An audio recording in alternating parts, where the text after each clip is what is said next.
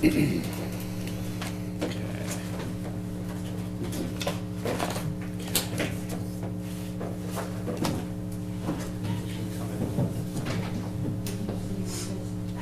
so much. I'm going to grab this whole packet back here. But thank you so much.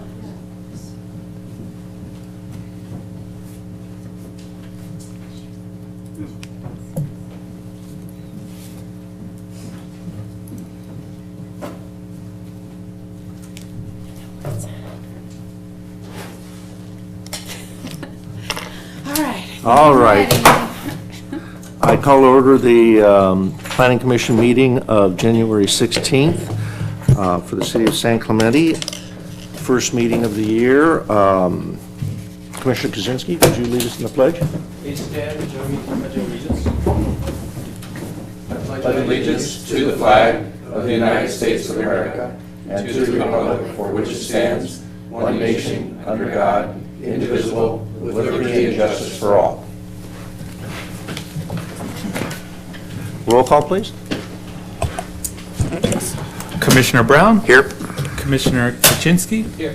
Commissioner Talley? Commissioner Wu? Here. Chair Pro Tem Blackwell? Here. Vice Chair Rulin? Here. Chair Crandall? Here.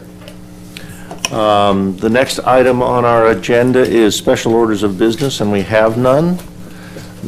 Following that is the minutes. We have two sets of minutes, the minutes from the regular study session meeting of December 19th, 2018.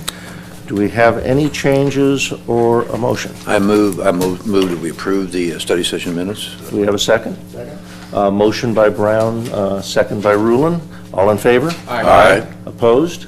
Passes 6-0-1.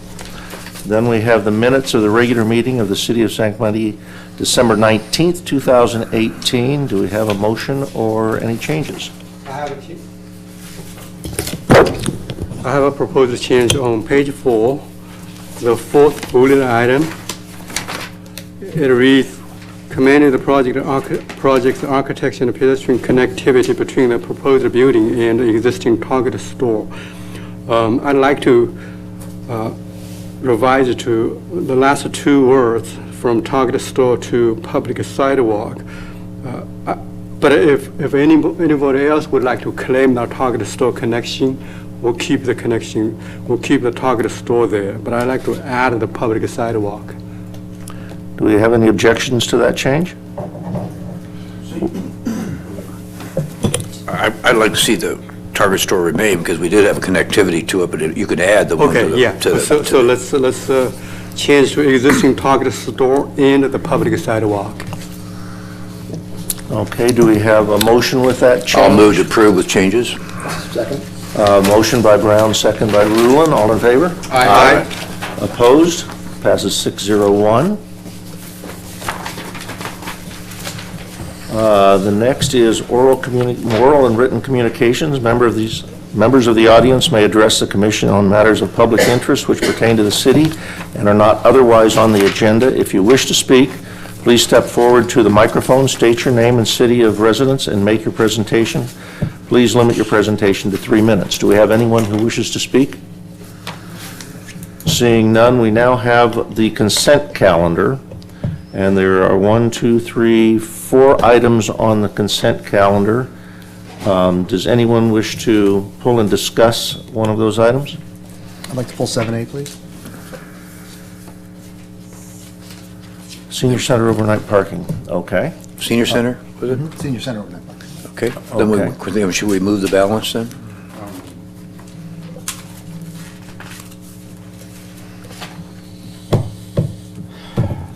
Is what you're saying to pull? Yeah, it's the Senior Center parking lot. Okay, I'd like to pull D, 7D for discussion. Okay. So Mal, do we vote on the other two, or do we discuss them? Yeah.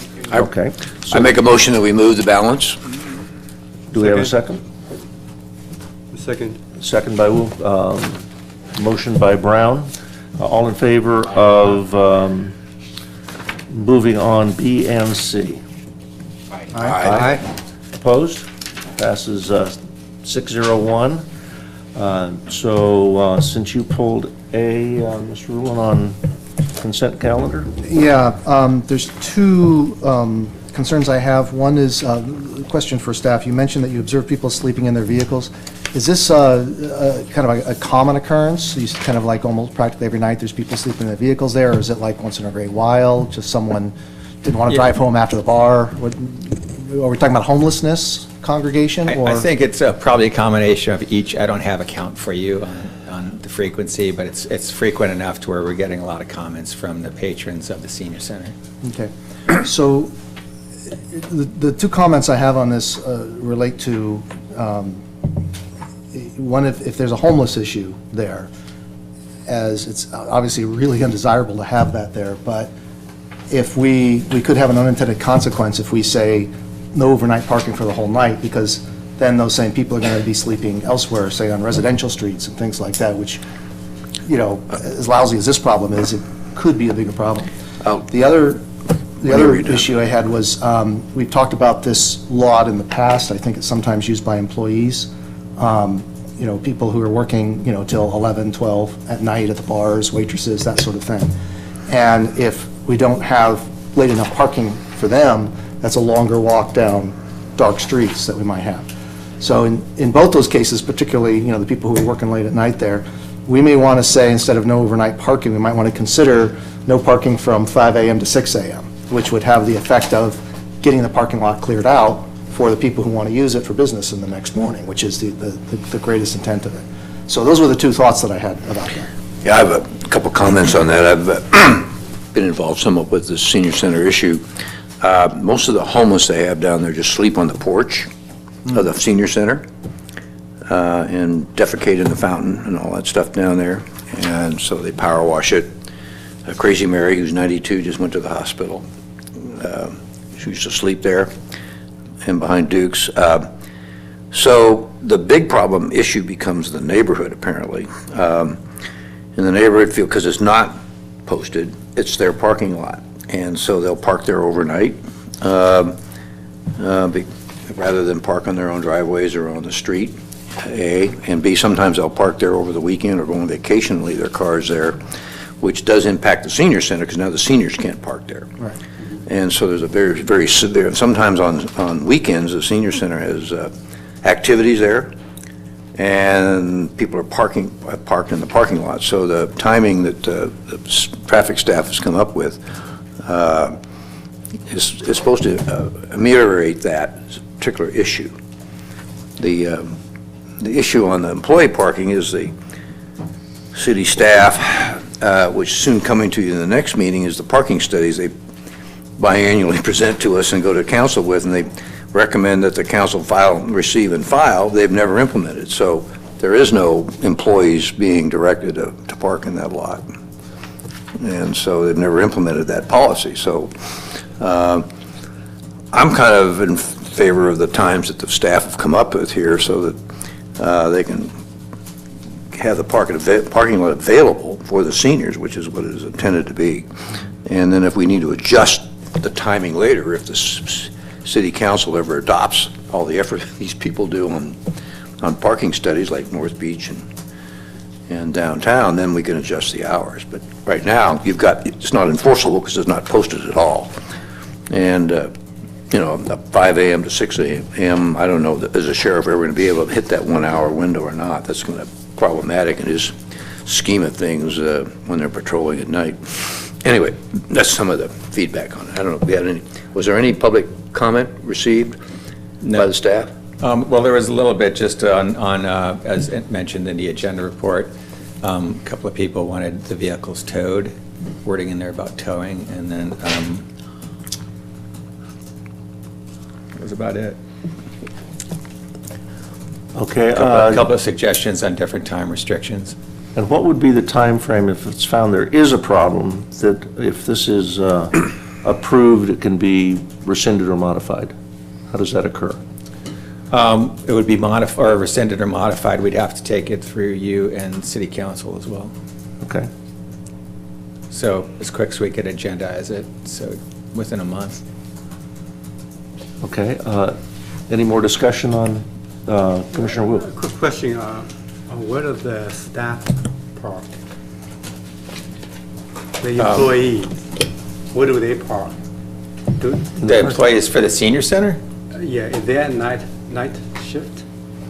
I think Don might know more I about it than I don't- do, actually. They sometimes have night activities there, and the staff's for, well, most of the staff is just senior volunteers, so they come and park there, and they volunteer and assist for bingo and these other issues they have, line dancing and whatever. They have it in the evening there or on the weekends. And then there's I think three or four permanent staff, very minimal. Okay. And I think they park on the other side of the building by the fire station. But this restriction is not meant to restrict the parking by the volunteers. Or No. if there's a parking, if there's a night activity that becomes later than 10 o'clock. They've That's done- not meant to restrict. They'll probably call the sheriffs that are having, but most of it is a senior center, and most of them, like, for New Year's Eve, they listen to the Times Square's ball come down at midnight East Coast time is 9 o'clock our time, and I think they're home in bed by 10, but Right. I'm not really sure. So those activities will be exempted from this restriction. Based on a phone call to the sheriff's department, they're having an activity that night. It's normally Probably they do that it. what you propose? You're What? saying blankly, it's no parking 10 to 6. Yeah. Right. I mean, on a special event, we could cover the signs if needed. We've done that in other Okay. circumstances. But Okay. Thanks. I think that's about the limit of the senior center's nights, and, I mean, they are a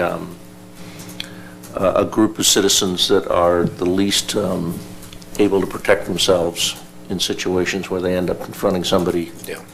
in the lot, so I'm actually comfortable with it. Any other comments? Now, do we take a vote on that, Mal, at this point? Okay, do we have a motion on A? I'll move that we approve item 7A as presented by city staff. Second. We have a motion by Brown, a second by Commissioner Ruland to approve item A, senior center overnight parking restriction. All in favor? Aye. Opposed? Passes 601.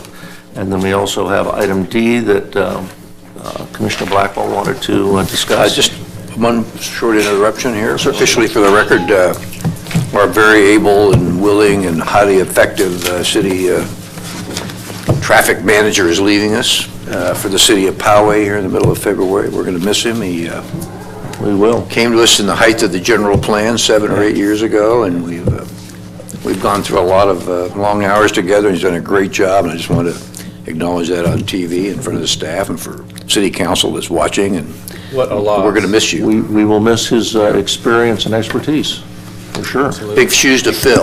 Yeah, and I just wanted to add, it's been a pleasure to serve the city of San Clemente and to work with you on the general plan and all the projects we've implemented. It's been my honor, and the city as a whole is very professional and a very supportive environment, and the citizens are very respectful and honorable as well, so thank you for the opportunity.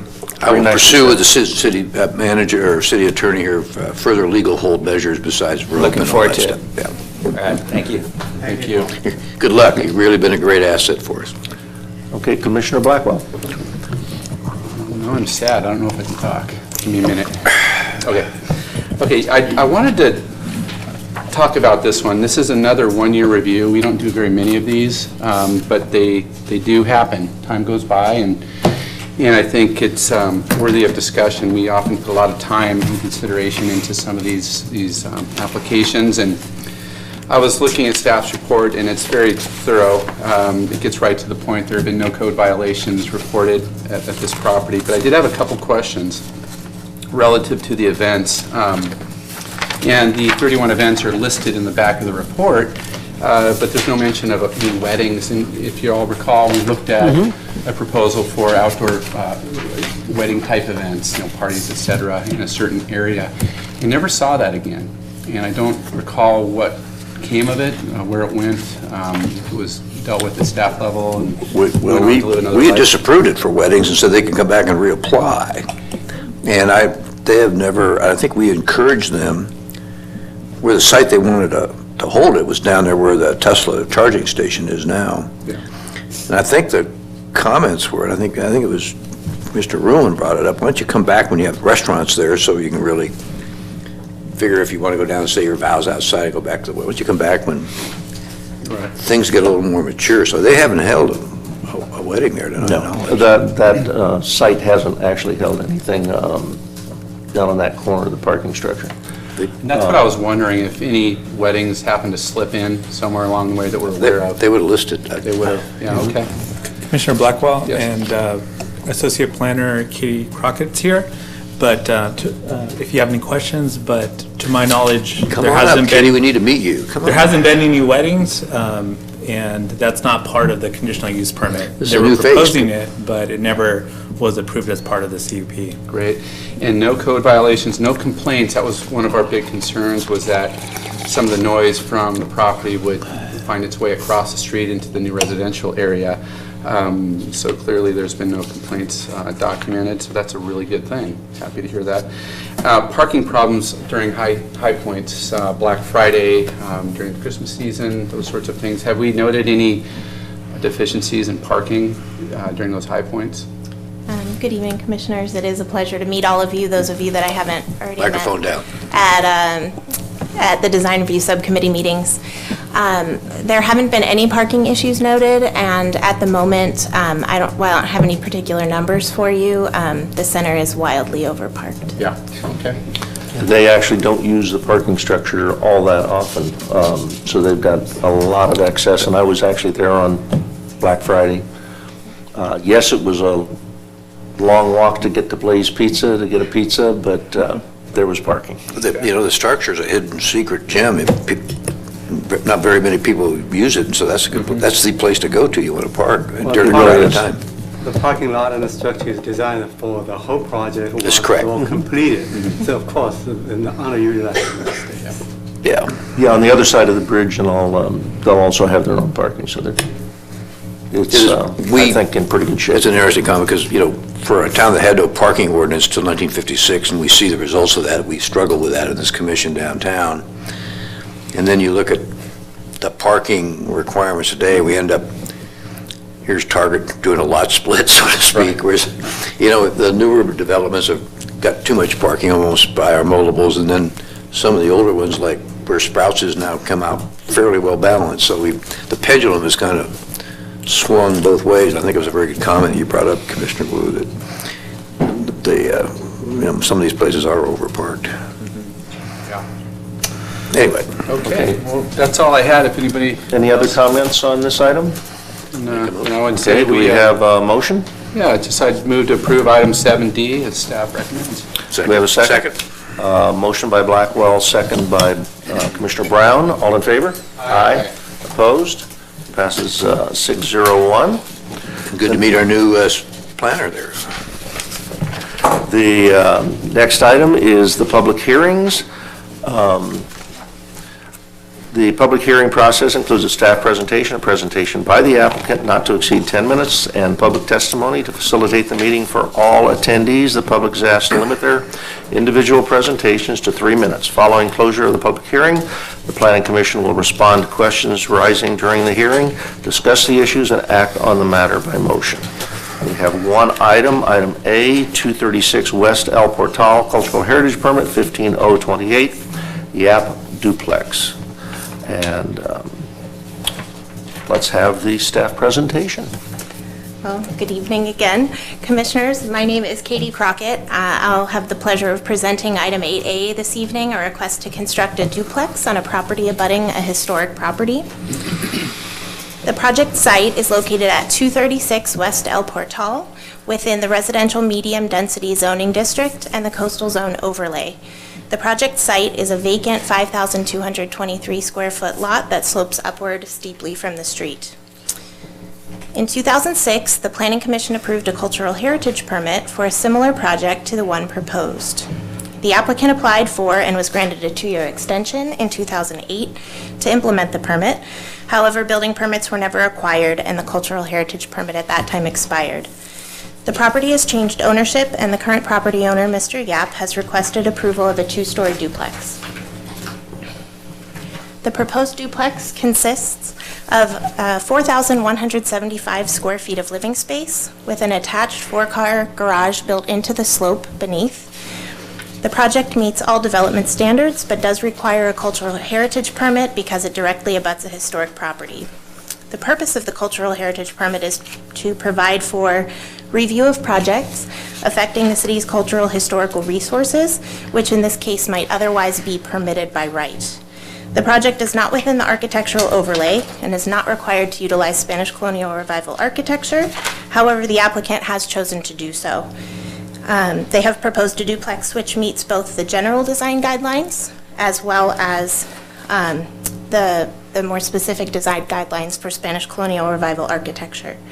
Specifically, the project includes traditional wood plank garage doors, single barrel clay tile roofing, exposed wood rafter tails, smooth hand-troweled stucco, recessed fiberglass windows with divided lights, wrought iron guardrails, and wood trellises.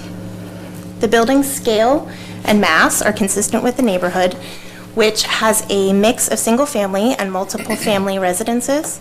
Similar to the project, many of the properties on the street have garages built into the slope and 1 or 2 stories of living space above, which is stepped up following the original topography. Furthermore, the project, particularly from the street, is consistent with the apparent massing of the historic property adjacent. The exhibit shown, which is included in the applicant's plan set, demonstrates the profile of the garage and residence of the historic property. That's shown with the heavy black line, superimposed over the elevation of the proposed structure. You can see that the apparent heights of both the garages and the residential living space are similar. The applicant has also incorporated a larger than required side setback between the proposed duplex and the historic residence. The resulting separation between the structures ends up being about 12 to 21 feet, depending on where it is on the lot. As previously mentioned, the project meets all development standards, including setbacks, height limitations, lot coverage, parking, and landscape requirements. The project has been reviewed by the city's landscape consultant, and the plans were found to be in compliance with the city's landscape requirements. The project was reviewed by the city's development management team, who support the project with the included conditions of approval. The project was also reviewed by the design review subcommittee, who recommended no design changes be incorporated. Staff has discussed the project with 2 residents of adjacent properties who had inquiries about the proposed project. Neither of those residents had any specific objections to the project.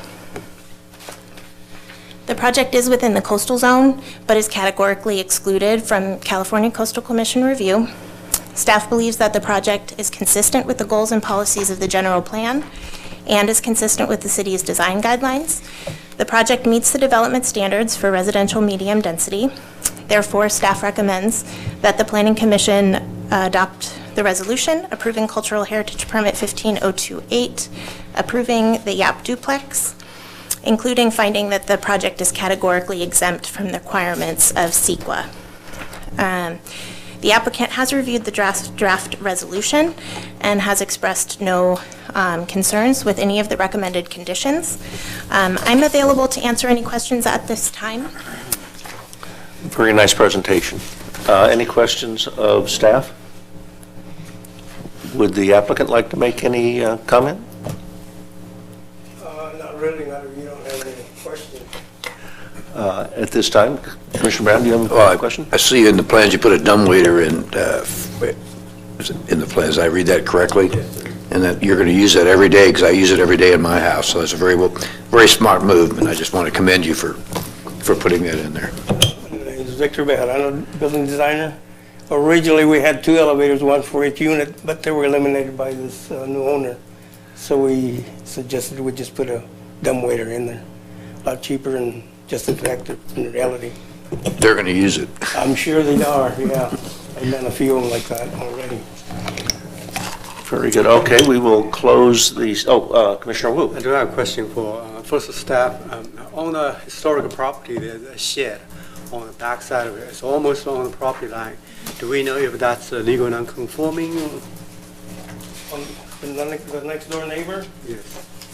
I don't know. It's been there for a million years, so I don't have any. You're talking about the garage thing way in the back of the historic thing? It's not a garage. In front of the historic building, there is a garage. Right, On but in the back, side, way in the back. there is a small shed structure. I don't know the permitting history for that. I don't have those records available.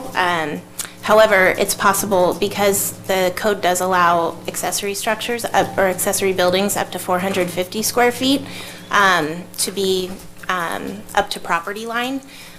It could have been allowed that. Okay, that can I close. ask a question? It's somewhat related to your building design. I see that on one side, next to your neighbor, you have some now fire-rated exterior wall. Yeah, that was according to the building official. Okay. I really didn't agree with that. It wasn't required before, but just to get it approved and submitted, I went ahead and Okay. included it on there.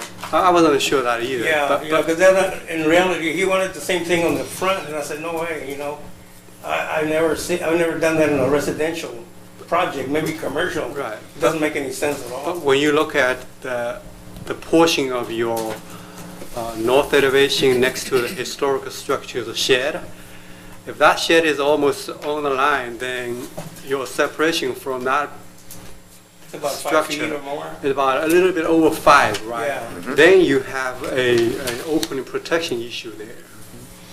And It that wasn't will be, brought up at all. and that'll be discussed during plan check and construction drawings. Yeah, if anything, and I doubt if they'll come up with anything, to tell you the truth. It wasn't brought up now. Unless what would it take to make the owner next door comply to that? Make that fire rated? I don't know. I understand. It's a I mean, building we're official. Commissioner complying Crandall. on our property, but he's not complying on his. But I don't think you can insist that he comply to the fire rating, because it's Okay. not applicable anymore. Commissioner Brown? Yeah, back in the day, in the early days in the 50s, like my house that I inherited in Southwest, you were allowed to have a garage or accessory dwelling on the property behind the 50% depth of the lot line to the zero lot line. We still allow that. And that's non-conforming now, but they're still there. And now with the house I inherited from my parents had a garage, and it was 6 inches from the property line, but it could have gone to zero lot line. So the structure next door to the historic structure, because I walked the property back up there and saw that, when it was built, was probably allowed to go to the lot line. So it's just non-conforming, but it was conforming when it was built, probably, if you look at the construction records of how old that building is. Very good. Any other comments?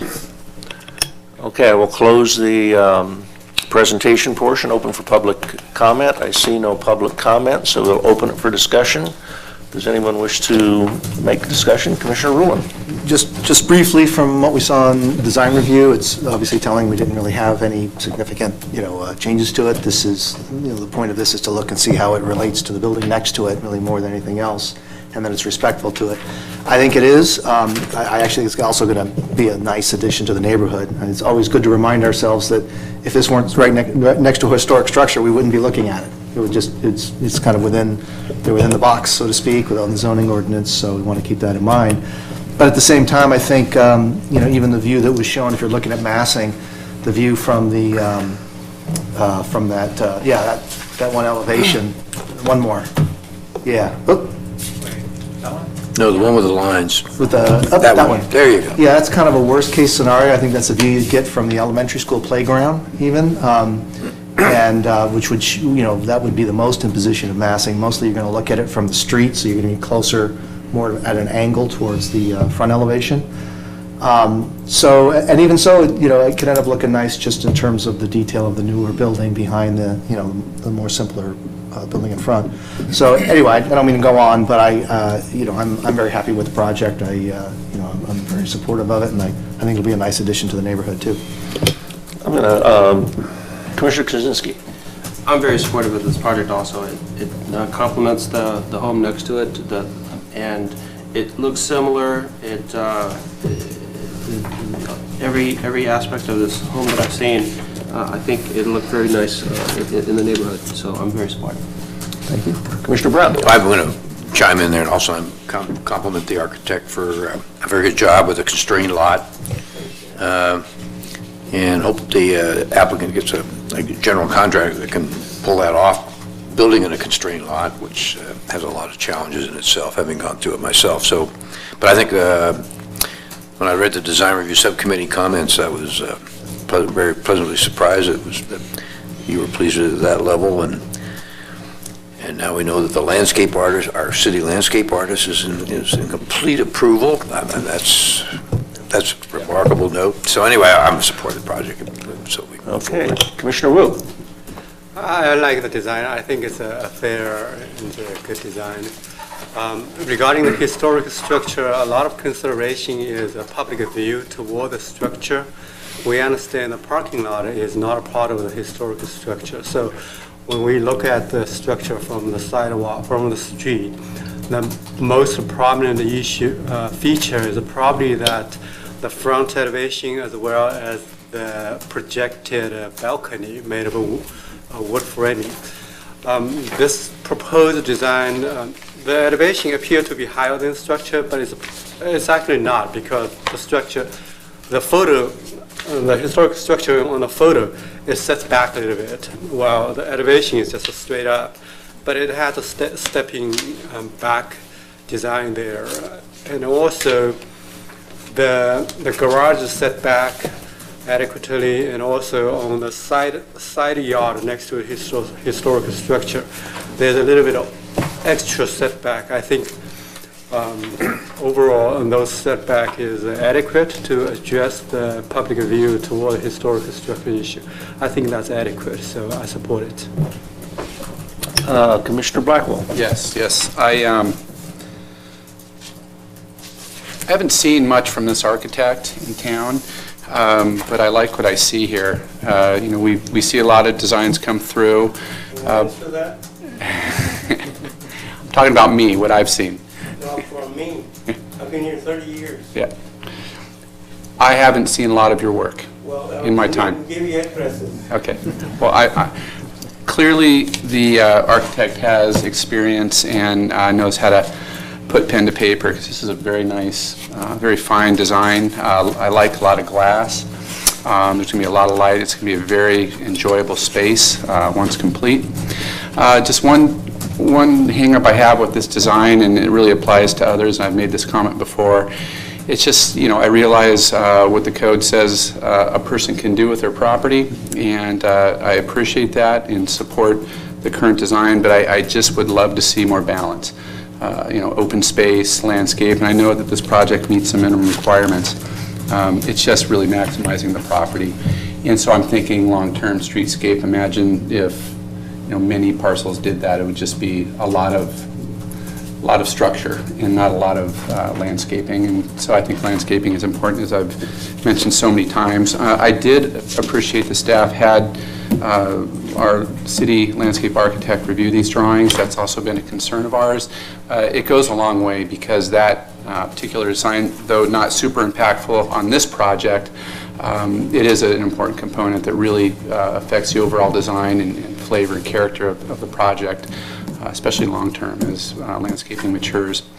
I did note a couple of trees that are going to be added, which will grow to a nice size, and I think that'll be a nice compromise. And I also appreciate the setback, the extra setback, extra space there. That's important when we're doing this, even if an applicant doesn't necessarily have to do as much. When they make an effort to do as much as they can, I think it goes a long way. So on that, I'm full support of the project, and I'd be happy to make a motion. If We have, I think, another comment here. Additional comment in response to Commissioner Blackwell. If this project were in Del Mar, it's likely that we would want a little better public view toward the historic structure. We did that for a property across the public library, and we asked them to set back up the corner, basically. This is a residential street. I think also consideration that the terrain, the garage is, they have to dig. It's a huge undertaking, and they have to dig the garage and export tons of dirt. I think there's actually some exception for the garage, the steep slope situation, which allow them to reduce the front setback. But they did 15 or they did 18 feet. So I think it's for the situation it's adequate. Yeah. Do we have any other discussion or a motion? Chairman, before we continue, I'm not sure if you closed the public hearing. We did? Okay. Okay, just wanted to make sure. Thanks. Okay. Well, on that note, I'd like to move the Planning Commission approve resolution number PC 19-001, a resolution of the Planning Commission of the City of San Clemente, California, approving cultural heritage permit 15-028 Yap Duplex, a request to construct a residential duplex at 236 West El Portal, adjacent to a historic structure in the residential medium-density zoning district and coastal zone overlay. Second. Second by Wu. So we have a motion by Blackwell, second by Wu. All in favor? Aye. Opposed? Passes 601. Congratulations and good luck in your project. The next item is new business, and we have none. Next is old business, and we have none. Reports from commissioners and staff. Do we have any reports from commissioners or staff? Commissioner Wu. Yes. Last couple of days ago, we had kind of Coastal Advisory Committee meeting. We continue to work on a work plan for 2019. We also reviewed some environmental grant proposal. A few days before that, prior to that, the environmental program supervisor Cindy Mallet organized a trip to an aerobic digestion facility in Paris operated by CRNR. So three of us plus Cindy plus Dana, which is a girl related to our charge program, as well as Dave, the director of utility department, Dave Rubenstorff, and then Mayor Steve Schwartz. We went there. It's a very nice facility. They put all the green clippings and green waste and the food waste into the digester, and it produces methane, which they hook up with gas companies network. They use the gas to power half of their truck. So they claim it's a negative carbon footprint. And they also produce compost as a result, and then some liquid fertilizer. And we went to the lab, no smell. There's no smell at all. And this is a high technology they imported from Germany, but at a larger scale than Europe. I have a question about that, Commissioner Wu. Yes. Thank you. Is that something the city, did you get a feel the city might be interested in moving forward with feasibility on that? They are. Are we? No, well, the city is part of that organic waste diversion program. We signed a contract with them a few years ago. But the way it's used, the byproduct, the fueling the cars and making, taking it a step further, did you get a feel that staff might be interested in doing something like that? Not to my understanding. They have a 52-acre land in Paris, and apparently I don't see that happening in San Clemente. Something that big, right? Unless in Europe they have a compact system to do that. Kind of neat. That'd be cutting edge for us, for sure. And I'm not sure if they may utilize all the methane that they produce, possibly. Same as in cogeneration plants, they'll do the same thing and use the methane. Go ahead. The city gets credit for it by participating in all the green waste and stuff you put in the green barrel. You can put in that, and so we get a carbon footprint credit for it ourselves, which is. But they are interested in working with the Prima de Secha facility, because there are some pipes underneath the landfill which draw the methane, and I think at this moment they flare, much of them. So they have some idea to collect those and try to just utilize those methane. That's great. Thank you. Any other reports from commissioners or staff? I do have one report real Okay. quick. You may recall the former interim city planner brought standard conditions of approval to Planning Commission at one time, maybe a few months ago. Those were adopted by City Council. So we're trying to work that out with implementation because it has to be implemented across divisions, including engineering, planning, building, and code compliance. So we tried it once with the staff report you might have seen just before the break, and then the one tonight. So it's a different format, but you've seen that format when you reviewed the standard conditions. But we're trying to work that out in the next 2 weeks to make sure that we're all on the same page and we can start implementing it with the Planning Commission.